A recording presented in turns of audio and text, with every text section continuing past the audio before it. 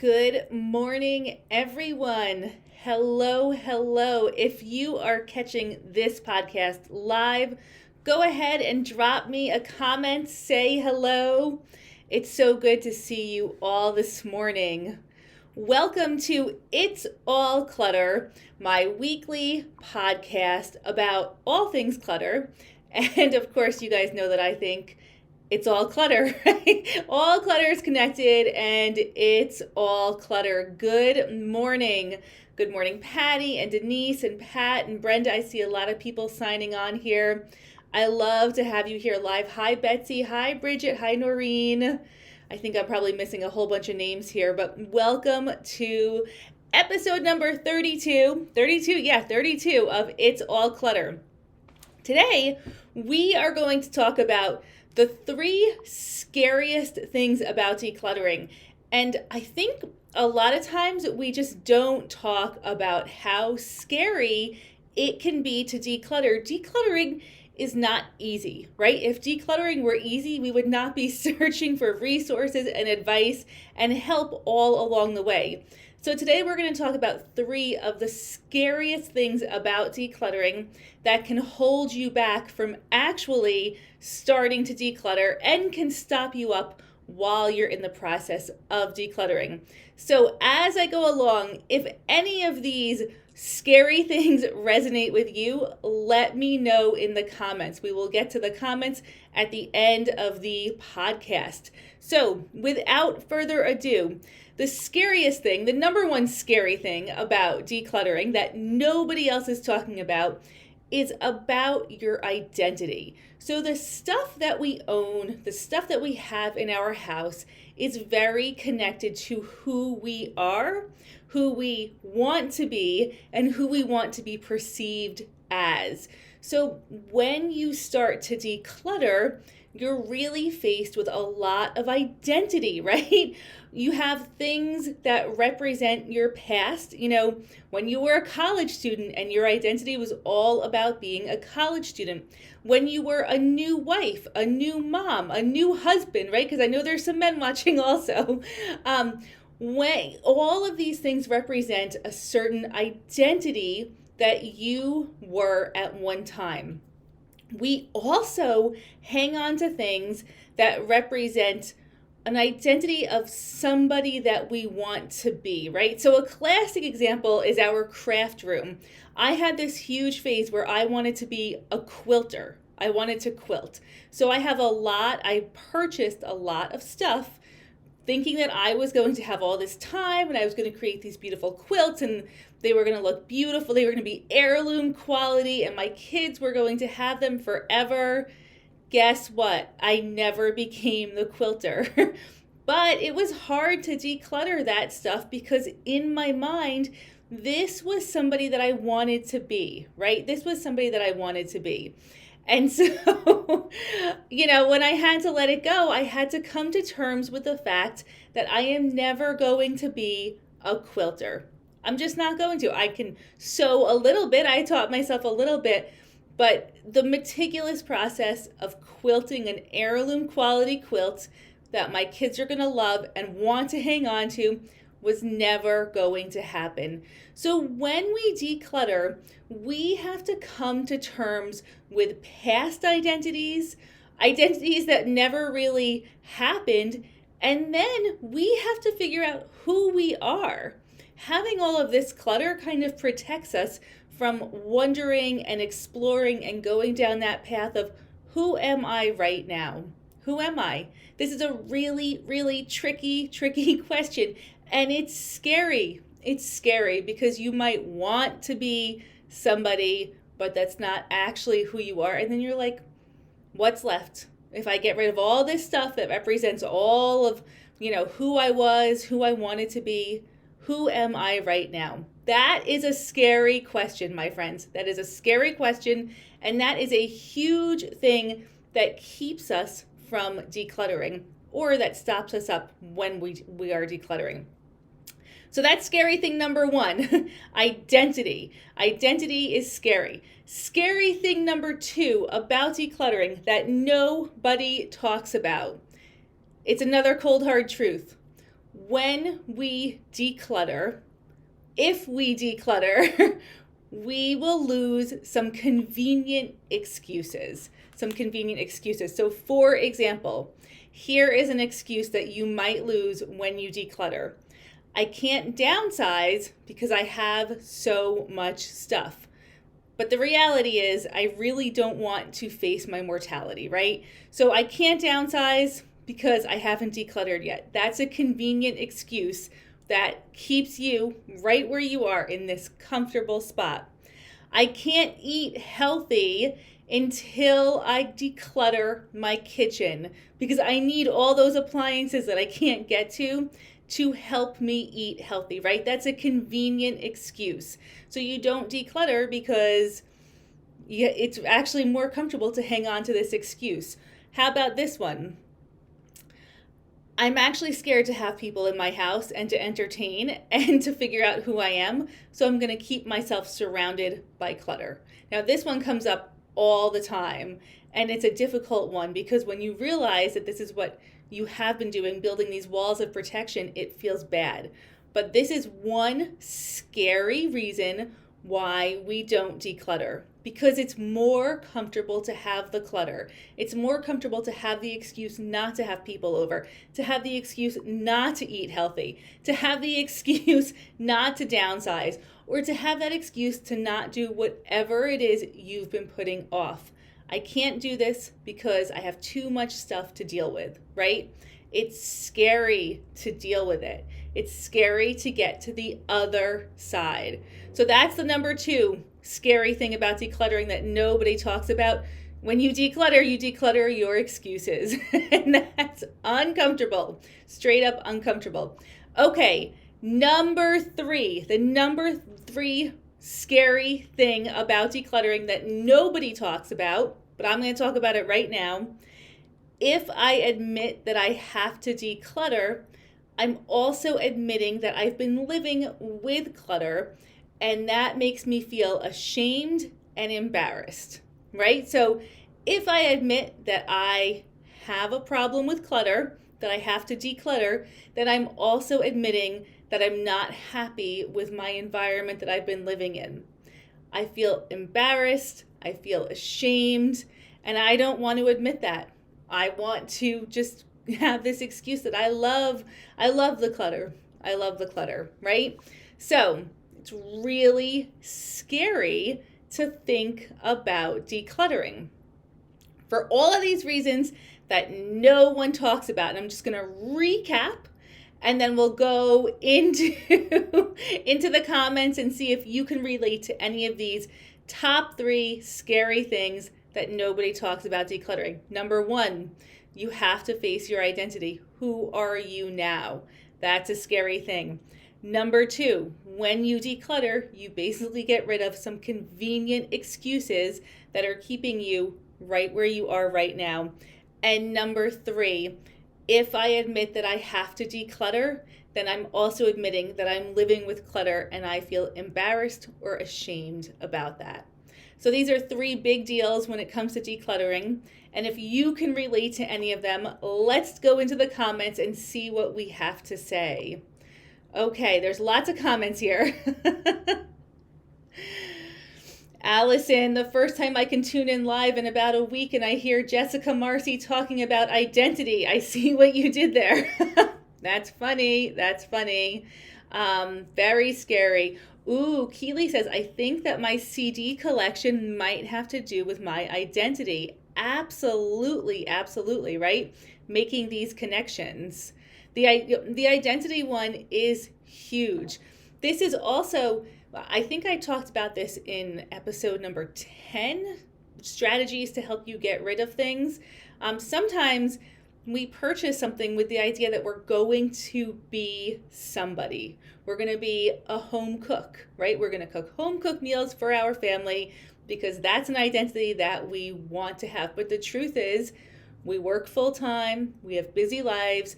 Cooking every meal from scratch is just not realistic. So when you start to let go of some of these things, You really challenge this belief, identity, and goal and, idea of that person that you wanted to be. And it feels difficult, but it's okay to let it go. It's okay to say, you know what? That was what I wanted, I thought, but it's not realistic. So what is realistic for me right now? Not having people over. A lot of people in the comments are connecting to that comment. This comes up over and over and over again. It can be scary to have people over. It can be scary to entertain. It can be difficult to know what to say, what's the right thing to say when you're talking to other people. It's actually interacting is really complicated, and it just continues to get more and more complicated as we as humans create more nuanced methods of communication, right? So knowing what's right, knowing what's wrong, blurting out the wrong thing. I mean, who's done that, right? That can be really scary. So sometimes the clutter is just a wall to protect you from having to have these interactions. And it's okay to know that. The truth is, whether you have clutter or not, you still choose when people come into your house. The clutter actually is just the convenient excuse. Okay, so many collections. Juliana. Juliana says there's somebody else out there, maybe it's Fly Lady, who has chaos, can't have anyone over syndrome. Yeah, that's very relevant. Sam says, I'm over the shame. Awesome, Sam. Awesome. I think there is no shame in improving your life ever. And let's just focus on that. The embarrassment. Let's see. Sam says, number one scares me, but it makes total sense. Here's the deal with identity. You don't need to know who you are. You can try on different identities. You can shed identities. What I tell my kids all the time is that no one cares as much about you as you care about you. So, you always think you're going out, people are staring at you, people are, just judging you for what you're wearing or how you're behaving. But the truth is, most of the time, we're so wrapped up in ourselves that we don't even notice the people around us or what they're wearing. And we don't really care, right? So it's all about you. You decide who you are. Gretchen Rubin says, you are who you say you are. And that is 100% the truth. You determine your own identity. Your stuff has actually nothing to do with your identity. I know it feels like it does. It really doesn't. If you got rid of everything that you owned, you would still be the same person. Maybe you would grow in the process, but it wouldn't actually change who you are. I'm scared that I might need something that I throw away. So the question to ask yourself, Diane, in that situation is, what is my worst case scenario if I didn't have this? What is my worst case scenario? I actually have an advice column that I wrote about this. I will share the advice column in the comments. But you can ask yourself, if I don't have this, can I easily replace it?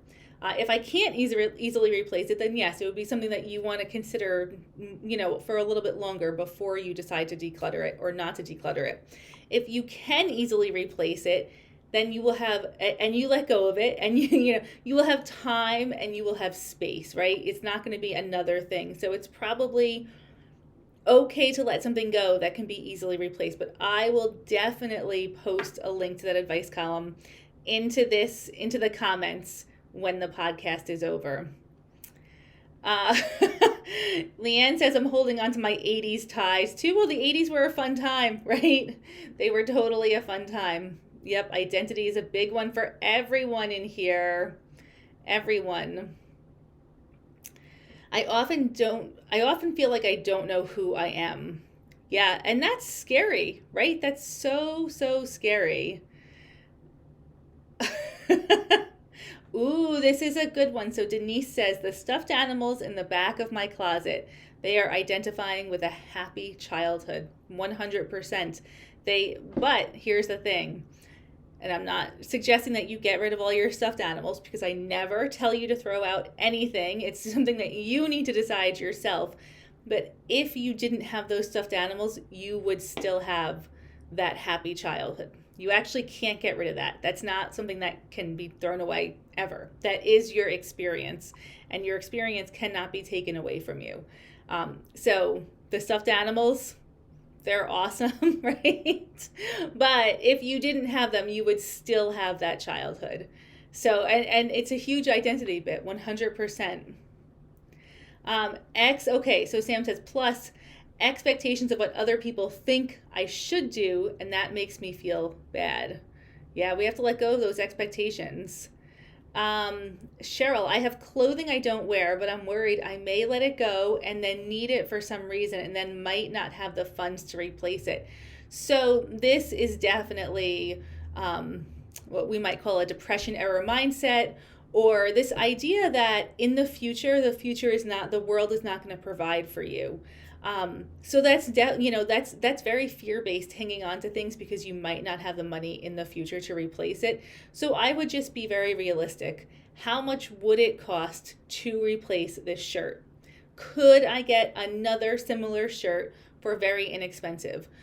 I love the idea of using your community. Use your social media for the best possible purposes, right? So when you need something, go onto your Facebook and say, hey, I need X, Y, and Z. Does anybody have something like this that I could pick up from you that you're not using?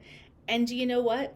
We all have homes full of more than enough stuff than we could ever use in a lifetime. And we are all happy to share. In fact, it's a relief sometimes to have something that somebody else needs because you don't really need it. And you're just waiting to let go of it because you want to have a good home for it to go to.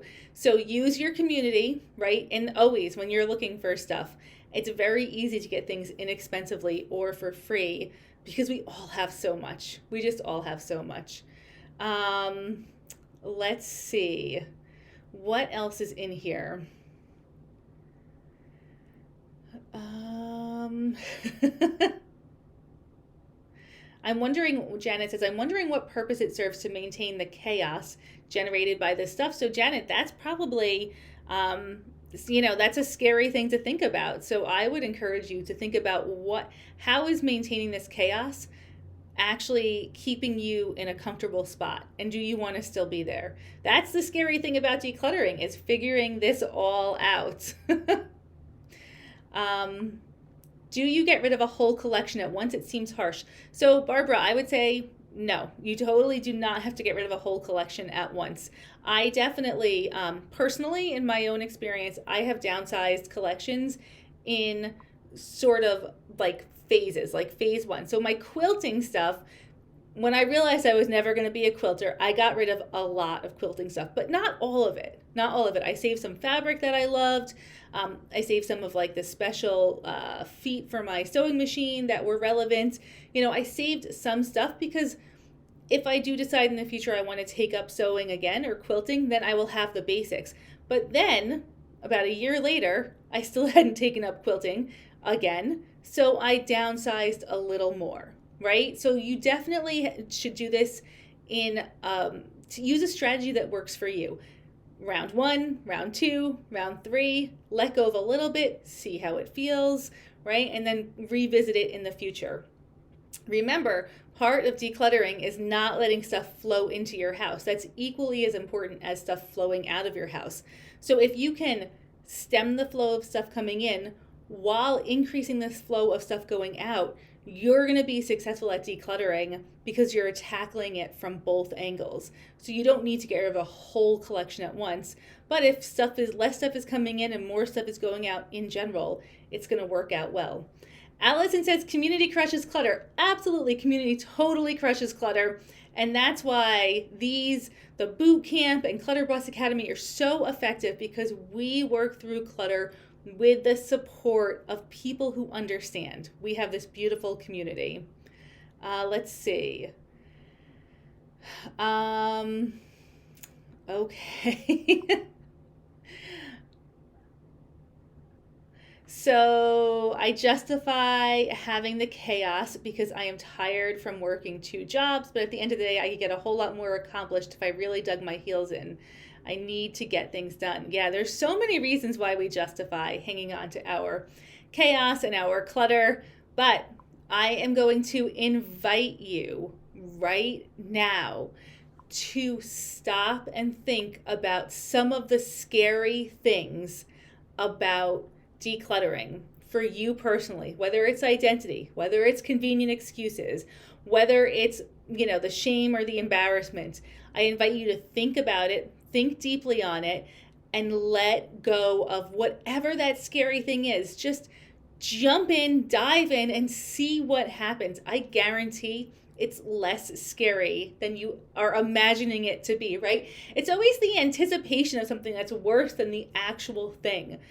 So get into our community, prioritize your sanity, get in there, share how you are going to do the scary thing, why it is scary for you, and find the support that you need and the encouragement to move forward. Because when you declutter, when you let go of these scary things, when you face these challenges, your whole life changes in this beautiful way, and you are worth the change. You are worth it.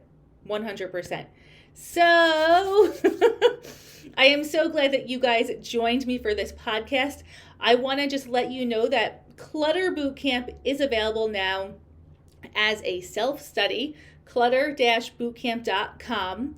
And with that, you still get an amazing community right inside our Prioritize Your Sanity group, and 1 coaching call a week for anybody who has been in Clutter Bootcamp. You are welcome to join. Hop on, 1 coaching call a week. All of that information is available inside the Prioritize Your Sanity group. If you know anybody who would benefit from Clutter Bootcamp, please share the information, clutter-bootcamp.com. It's so appreciated. If you're watching this later on YouTube, go ahead and like and subscribe.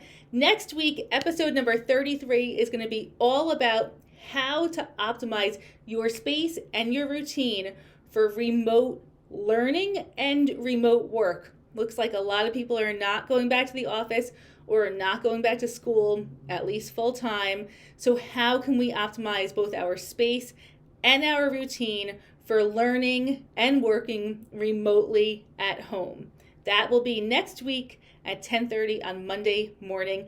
Thank you guys so much. Thank you. It was so wonderful to see you all this morning. I love the comments. Share this widely. Let's help other people, and I will see you next week. Bye, everyone.